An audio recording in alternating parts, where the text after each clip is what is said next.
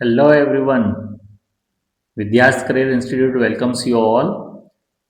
जैसे कि आप सभी देख रहे हैं कि आज का हमारा जो टॉपिक होने वाला है एड्स, जिसको हम बोलते हैं generally acquired immuno deficiency syndrome. ठीक है, इस पूरे वीडियो में हम इसकी हर एक छोटी से छोटी चीज़ों के बारे में जानेंगे कि यह कैसे होता है, कैसे फैलता है, इसके ट्रीटमेंट क्या हैं, इसके प्रिकॉशंस क्या हैं। ठीक है, गवर्नमेंट किस तरीके से प्रोजेक्ट पर काम कर रही है, कब इसे सेलिब्रेट किया जाता है। तो ये सारी चीज़ें हम इस वीडियो में लेकर आए हैं। इसमें आपको 12th और अगर नीट की प्रिपरेशंस कर रहे हैं तो आपका ये ह्यूमन डिसीजेस वाले चैप्टर के लिए मोस्ट इंपॉर्टेंट टॉपिक है, जिसके बारे में हमेशा बोर्ड क्लास में और कॉम्पिटिटिव एग्जाम में पूछा जाता है। तो बने हम शुरू करते हैं हमारे इस टॉपिक को। एड्स का फुल फॉर्म है एक्वायर्ड इम्यूनो डिफिशियंसी सिंड्रोम। अब एक्वायर्ड किया है ना हमने, एक्वायर्ड मतलब क्या, बॉडी में नहीं हुआ ना, बाहर से लिया गया एक्वायर्ड है ये तो। और काम क्या कर रहा है, इम्यून को डिफिशियंस करने का काम कर रहा है, इम्यून सिस्टम को कम करने का काम कर रहा है। ठीक है, और ये एक सिंड्रोम है, तो इसलिए बोला गया उसको ads acquired immuno deficiency syndrome. ठीक है, it is the deficiency of immune system. ये क्या है एक्चुअल में, इम्यून सिस्टम की डिफिशियंसी है, इसलिए तो इम्यून डिफिशियंसी बोला कि रोग प्रतिरोधक क्षमता कम हो रही है, बॉडी के लड़ने की ताकत कम हो रही है, बीमारियों से लड़ने की ताकत है ना। हम ये तो समझ लें कि रेसलिंग की ताकत कम हो गई, घर पे फाइट, स्कूल में फाइट करने की ताकत कम, ऐसा नहीं बोल रहे, बॉडी में अंदर रोगों से लड़ने की क्षमता कम हो रही है। It is causing by the HIV। इसका कारण क्या दे रखा है, human immunodeficiency virus, HIV virus है ये। ठीक है, a retrovirus having the RNA genome, इसमें RNA जीनोम मौजूद होता है। It's was first reported in the America 1981। NEET वाले ध्यान से समझ लेना कि अमेरिका में 1981 में सबसे पहले रिपोर्ट किया गया था एड्स को। ट्रांसमिशन कैसे ट्रांसफर होगा, एक व्यक्ति से दूसरे व्यक्ति तक कैसे पहुंचेगा, तो सबसे पहला पॉइंट दे रखा है sexual contact with infected person.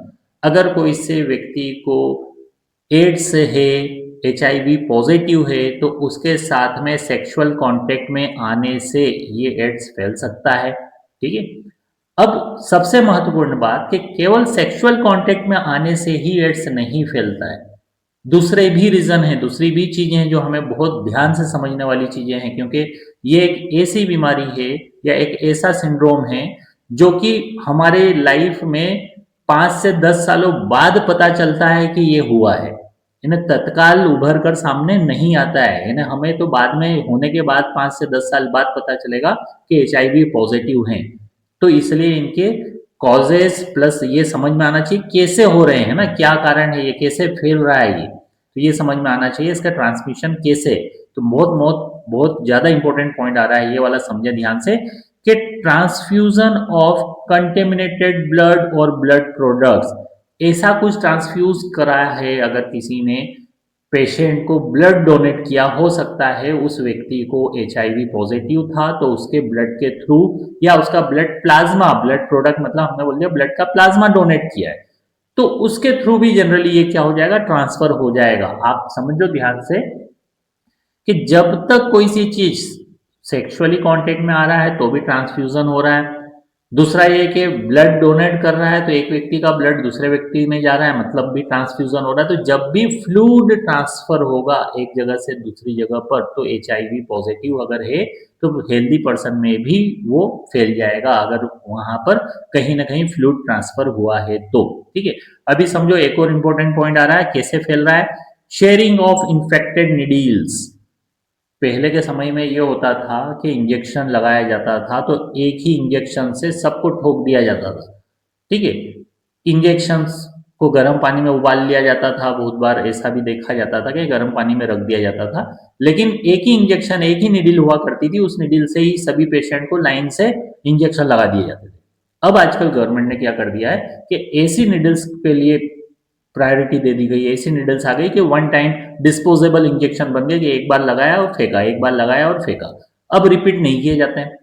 तो शेयरिंग ऑफ इन्फेक्टेड हो सकता है कि अगर सीरिंज जो थी हमारे पास में इन्फेक्टेड निडल्स, हमने किसी को इंजेक्शन लगाया, वो HIV पॉजिटिव था, वही इंजेक्शन किसी दूसरे को लगा दिया, उसको भी HIV पॉजिटिव हो गया, इन्फेक्शन हो गया उसको भी। ठीक है, तो समझ में आना चाहिए, ये जो पॉइंट्स बता रहा हूँ इंपॉर्टेंट पॉइंट्स है, केवल सेक्सुअल कॉन्टेक्ट से ही एड्स नहीं फैल रहा है, दूसरे भी रीजन है यहाँ पर।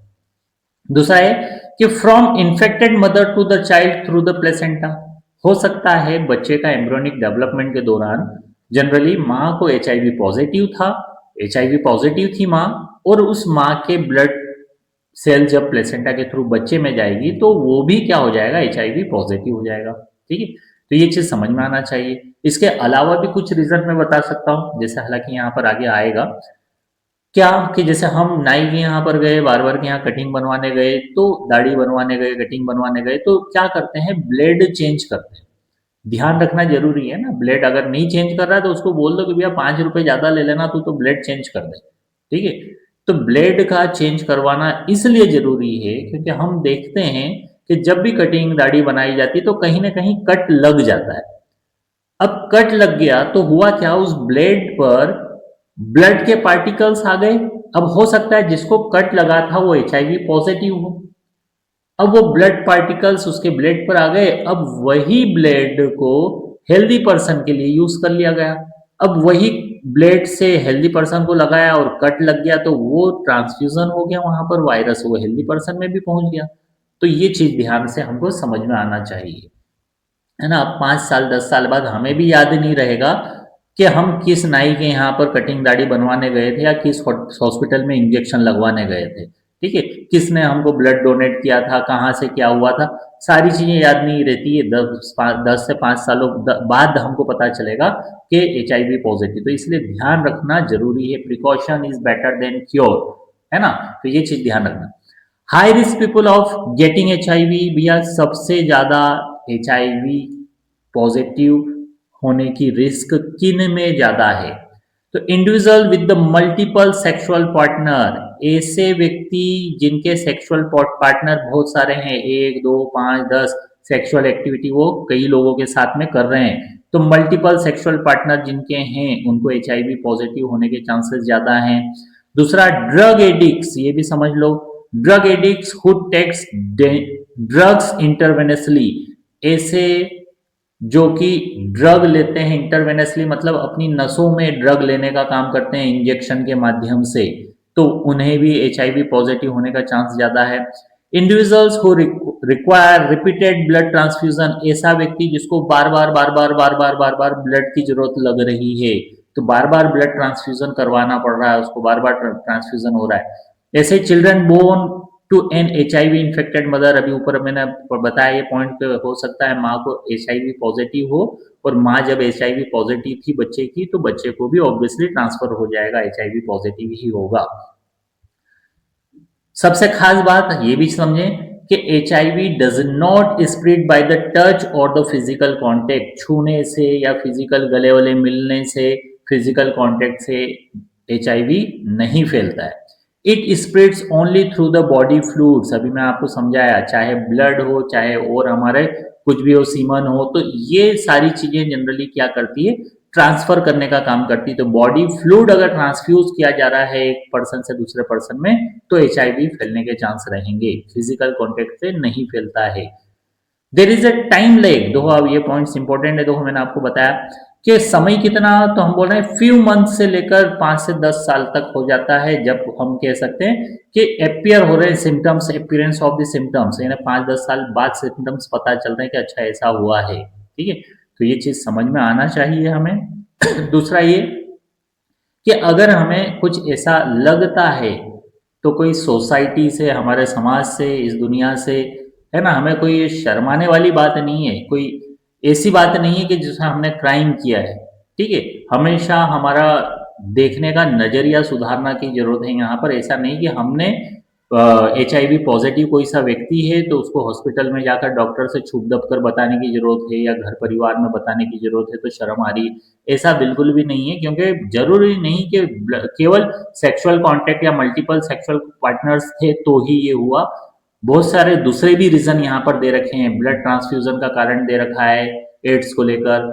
ऐसे ही हम बात कर सकते हैं क्या कि नाई का मैंने एग्जांपल दिया, हम पार्लर गए, कहीं पर बार्बर के पास में कट लग गया, ट्रांसफ्यूजन हुआ तो हो गया, तो बहुत सारे ऐसे रीजन हैं। ठीक है, हम हमेशा 1 दिसंबर को एड्स डे सेलिब्रेट करते हैं।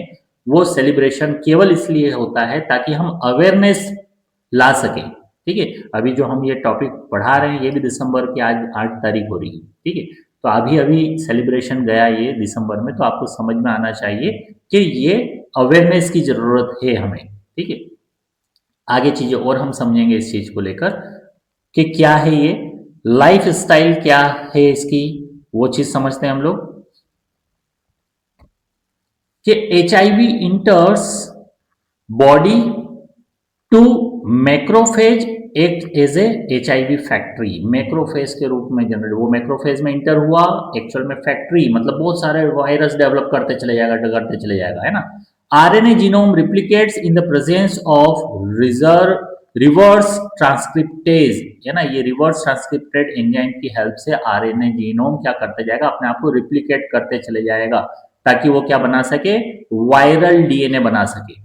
और वायरल डीएनए फिर क्या कर दिया जाएगा, होस्ट सेल में पहुंचा दिया जाएगा।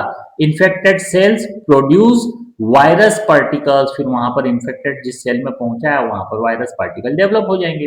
फिर HIV जनरली कहां पर, टी सेल में डेवलप हो जाएगा। टी सेल में पहुंच गया, फिर रिप्लिकेट्स होगा और प्रोड्यूस करेगा उसकी प्रोजेनी, यानी उसकी आने वाली जनरेशन को डेवलप करता जाएगा। फिर ऐसे ही क्या करेगा, अटैक करेगा दूसरी टी सेल को, फिर वहां से दूसरी टी सेल, तो धीरे धीरे धीरे टी सेल खत्म होती चली जाएगी जो कि एंटीबॉडीज बनाने में हेल्प कर रही है, बॉडी का इम्यून सिस्टम डाउन होते चले जाएगा। तो इस तरह से ये लाइफ साइकिल चलती है इसकी। ठीक है, HIV इन्फेक्टेड पर्सन में be infected with the mycobacterium, viruses, fungi, parasites except like the toxoplasma. तो देखो छोटी से छोटी चीजें भी, अगर इन्फेक्टेड पर्सन है तो उसका इम्यून सिस्टम तो इतना डाउन हो गया है कि वो छोटे से बैक्टीरिया वायरस के कारण भी बीमार हो जाएगा और उसकी बीमारी बड़ा रूप ले सकती है, फाइनली डेथ हो सकती है व्यक्ति की। ठीक है, डायग्नोसिस कौन सा टेस्ट करवाते हैं इसके लिए, इसका बहुत मोस्ट इंपोर्टेंट टॉपिक है ये। तो इसमें भी समझिए एलिसा टेस्ट बोलते हैं जनरली, ये ऑब्जेक्टिव्स में भी आता है, 12th में, नीट में भी आता है। ठीक है, एलिसा टेस्ट जनरली इसको बोला जाता है एंजाइम लिंक्ड इम्यून सॉर्बेंट एसे। ठीक है, तो ये एलिसा टेस्ट करवाया जाता है। अगर एड्स के बारे में हमें टेस्ट करना है तो एलिसा टेस्ट के बेसिस पर आइडेंटिफाई किया जाता है। ट्रीटमेंट क्या है, दो ट्रीटमेंट, कोई ऐसा फिक्स प्रॉपर ट्रीटमेंट है नहीं। एंटीवायरल ड्रग्स दिया जाता है जनरली, है ना, ये पार्शियली इफेक्टिव है। ये हो सकता है क्या कर दे, they can only prolong the life of the patient. व्यक्ति की उम्र हो सकता है वो आगे आने वाले 20 साल जीने वाला था, उसको हो सकता है 10 साल और बढ़ाकर 30 साल जीने लायक बना दे। मतलब केवल उसकी उम्र बढ़ा सकते हैं लेकिन उसको फाइनली खत्म करके उसकी लाइफ को सेव नहीं किया जा सकता है। इसलिए precaution is better than cure, मैंने ये चीज बोली है। तो आगे आ रहा है कि प्रिकॉशन क्या क्या रखना है हमको, प्रिवेंशन क्या रखना है। तो प्रिवेंशन का पॉइंट आ रहा है यहाँ पर कि प्रिवेंशन ऑफ एड्स में educate the peoples about the AIDS. लोगों को हमें समझाना पड़ेगा एड्स क्या होता है ना। इससे शर्माने वाली बात नहीं है, समझाने ये पड़ेगी। गवर्नमेंट ने आप लोगों के 12th के सिलेबस में भी इसलिए दिया ताकि आप चीजों को समझ सकें, जान सकें, अच्छे से पढ़ सकें, है ना। कंफ्यूजन होगा तो मिस कंफ्यूजन अगर रहा तो कहीं ना कहीं हम और किसी रास्ते पर चले जाएंगे। तो ये समझ लें। तो एजुकेट द पीपल्स, हम सीखें दूसरों को भी सिखाएं। ठीक है, making the blood safe from the HIV। जो भी ब्लड ट्रांसफ्यूजन हो रहा है, ब्लड बैंक से हम ब्लड लेकर आ रहे हैं या किसी पर्सन से हम ब्लड को ट्रांसफ्यूज करवा रहे हैं, ले रहे हैं, तो हम आइडेंटिफाई करवाएं कि पहले क्या है, ये एड्स HIV पॉजिटिव वाला ब्लड तो नहीं है, कुछ इन्फेक्शन तो नहीं है उसमें। Use of the disposal of needle and syringe, disposable needles और सिरिंज का यूज करें। ऐसे ही advocating the safe sex and free distribution of condoms. Generally government project चला रही है ना। हर कोई क्या कर रहा है जनरली, पॉपुलेशन कंट्रोल के लिए भी, दूसरा ये कि HIV जैसे चीजों से बचने के लिए भी गवर्नमेंट प्रोजेक्ट चला रही है अवेयरनेस के। ठीक है, तो ये क्या करें कि एडवोकेटिंग सेफ सेक्स और फ्री डिस्ट्रीब्यूशन ऑफ कॉन्डम्स, ये उसका ही एक पॉइंट है कि भैया सेफ सेक्स के बारे में लोगों को बताएं। दूसरा ये कि कॉन्डम्स के यूजेस के बारे में बताएं, उसको फ्री कॉन्डम्स भी गवर्नमेंट डिस्ट्रीब्यूट करवाती है जनरली अनएजुकेटेड एरियाज में जहां पर लोगों को पता नहीं। कंट्रोलिंग द ड्रग एब्यूज, अभी अपनों ने बताया कि ड्रग्स को इंटरवेन नसों में लेने के कारण भी ये वायरस फैलने के चांसेस हैं, तो कंट्रोल कर रही है ड्रग एब्यूज से बचा जाए। हमारा एक पूरा टॉपिक बनने वाला है ड्रग एब्यूज के बारे में हमारी इसलिए आप चैनल को जरूर सब्सक्राइब कर लें। लेटेस्ट वीडियोस भी आपको मिल जाएगी, आप अपडेटेड भी रहेंगे। और ये टॉपिक्स हम आगे जाकर कैंसर का टॉपिक भी लेने वाले हैं, इसके बाद ही आ रहा है कैंसर का टॉपिक, तो वो हम लोग नेक्स्ट हमारे वीडियोस में लेने वाले हैं। ये कैंसर का टॉपिक आ रहा है नेक्स्ट, तो हम कैंसर का टॉपिक भी वहां पर लेंगे। दूसरा साथ ही हम ड्रग एब्यूज का भी टॉपिक लेंगे। ऐसे ही दे रखा है नेक्स्ट पॉइंट में क्या कि regular checkups for HIV in susceptible population. ऐसे सस्पेक्ट्स जहां पर भी दिखाई देते हैं कि हो सकता है उस एरिया में एचआईवी है, तो उस एरिया में रेगुलर चेकअप्स गवर्नमेंट करवाती है और करवाए जाना चाहिए, ताकि वहां से पर्सन को आइडेंटिफाई किया जा सके। ठीक है, उम्मीद है आपको चीज़ें अच्छी समझ में आ रही होगी और अच्छा लग रहा होगा आपको। ये सारे most most most important points निकले में, ये पूरा फिल्ट्रेट है। ठीक है, इतना तो आपको करना ही रहेगा अगर आप 12th और नीट की प्रिपरेशंस कर रहे हैं तो। ठीक है, अगर वाकई में आपको चीज़ें अच्छी लग रही हो तो आप बिल्कुल चैनल को लाइक शेयर और सब्सक्राइब जरूर करें और बने रहें हमारे साथ में अपडेटेड चीज़ों के लिए। ठीक है, so thank you everyone, thank you to all of you. मिलते हैं हमारे नेक्स्ट वीडियो में।